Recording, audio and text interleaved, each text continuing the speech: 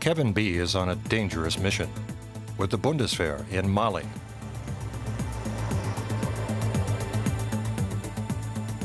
Five years ago, Tuareg fighters occupied the northern part of Mali. They were replaced by the Islamists. German troops are helping to secure the peace, but many local residents say that the soldiers should do more to fight terrorism. Kevin and his men are based in the dangerous Gao region. They're planning today's patrol. Will they return safely?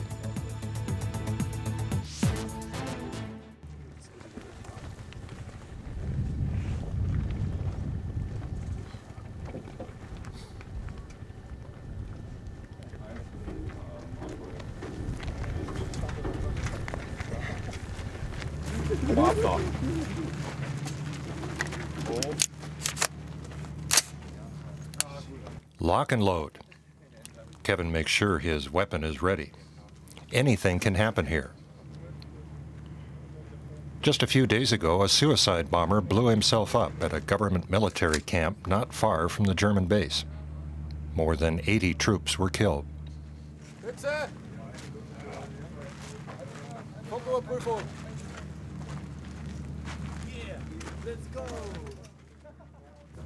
Have these patrols become pretty routine? Yeah. This is my third overseas tour. I did 2 tours in Afghanistan. I've done a total of about 300 patrols. You get used to them, but you also have to have a healthy respect for the enemy. You have to be careful while you're out there.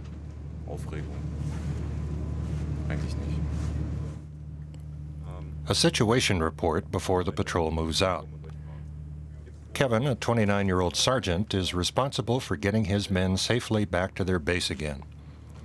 For this patrol, he's chosen a route that seems safe. But the soldiers have to keep an eye out for improvised explosive devices, or IEDs. Some IEDs are powerful enough to damage even armored vehicles. There were 138 attacks by insurgents in the Gao region last year. And reports just come in that 2 suicide attackers are headed toward the airport. Military aircraft are taking off and landing there constantly. Currently, a lot of German troops are being rotated in and out of the area. We need a big open area so we can set up.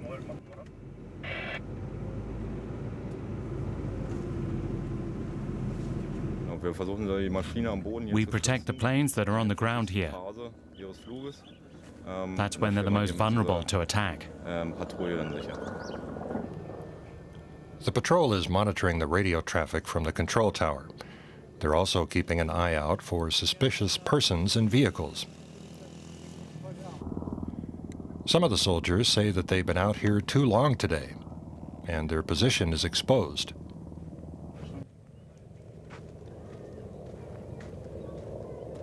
I hope the plane gets here on time. He was due at 12:20, maybe a little earlier. Is that the aircraft that they've been waiting for? Okay, we're ready. Prepare to move out. No word yet from the control tower on whether that's the right aircraft. The delay is frustrating. I'm a soldier, so I don't think about why I'm here. I just do my job. The government had a reason for sending us here, so you just deal with the situation. You try to learn something about the country and its history. But my job is to protect our camp. That's my first priority.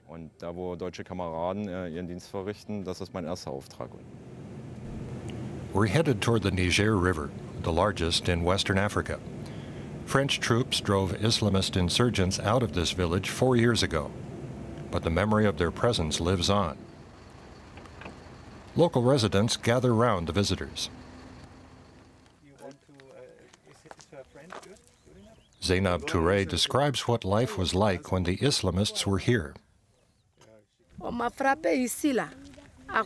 They beat me because I wasn't wearing my headscarf correctly. One of them hit me on the arm with his gun. and it bled. I was carrying my child on my back, and she was injured as well.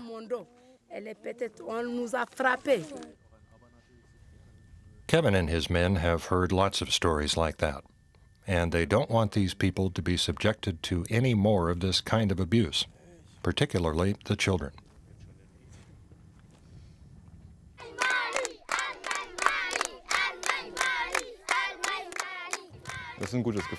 They've welcomed us, and that makes us feel good. It shows that we're doing our job right. If the people respect us, it'll make it harder for the terrorists to get a foothold here. The people would rather have us here than them. I'm glad that the people appreciate the fact that we're here. It confirms that our mission is on the right track.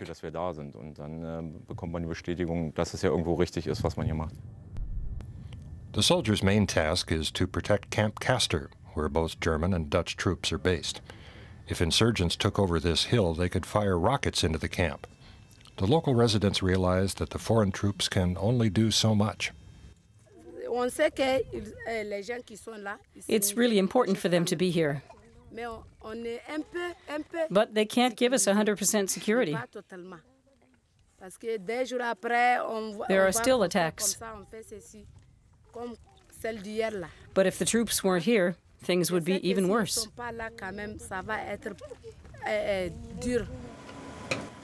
A few kilometers away, German soldiers are preparing a Heron surveillance drone. But there are some technical problems. They can't contact the airport control tower. That's not unusual, though. Sometimes it even happens at the airport in Hamburg. A few hours later, they're finally ready to go. They're just waiting for the flight plan to be cleared. The drone, which was developed by an Israeli firm, will fly over the main market area in the city of Gao to look for any suspicious activity.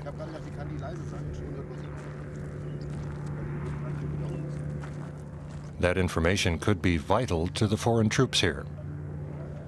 And it could make the difference between life and death.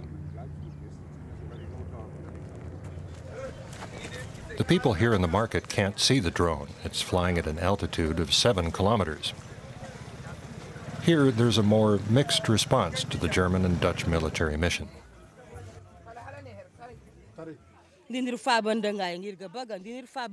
They should also think about those of us who work here at the market. We sell lettuce, tomatoes, other vegetables. If the soldiers would shop here, it would help us feed our families.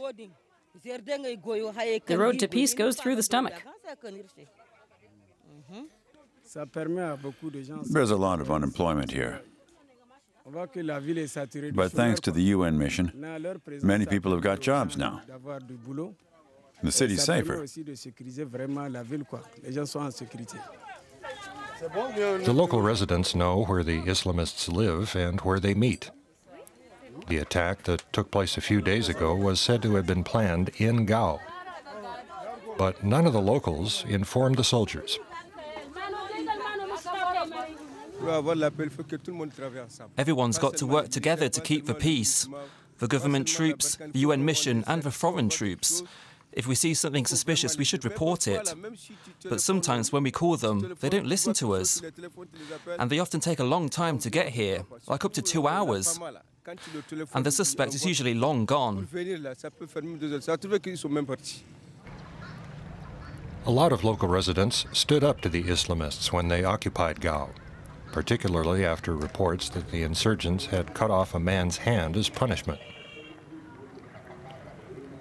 After a local radio station owner refused to broadcast Islamist propaganda, insurgents fired gunshots at him.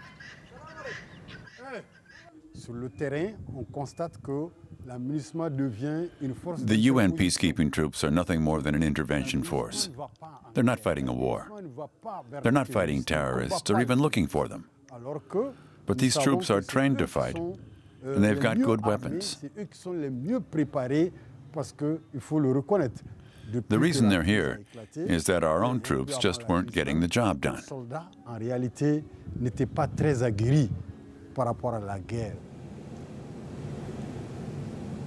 Meanwhile, 2 kilometers away, the German patrol is headed back to base. There's a lot of traffic near the camp right now.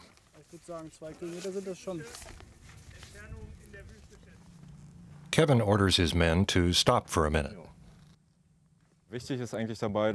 You've got to be careful when you move through this area. Keep your eyes open and report anything that looks suspicious. For example, it could be really quiet in a village because all the people are staying indoors. That could indicate that something serious is going on.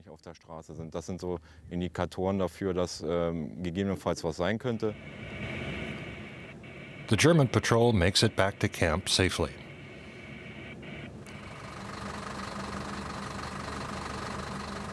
But suddenly there's a huge explosion. The soldiers react just as they've been trained to.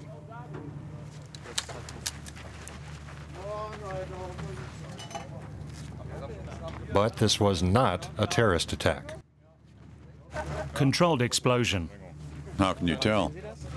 There's a detonation area back there, and nothing worth blowing up.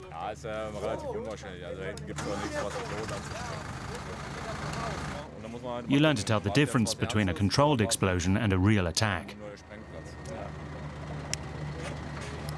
The blast the other day was a lot louder.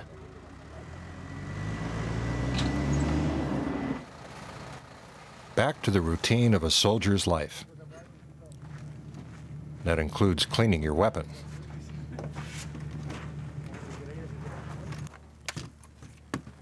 This day went well for Kevin and his men, but they'll be back out on patrol again tomorrow.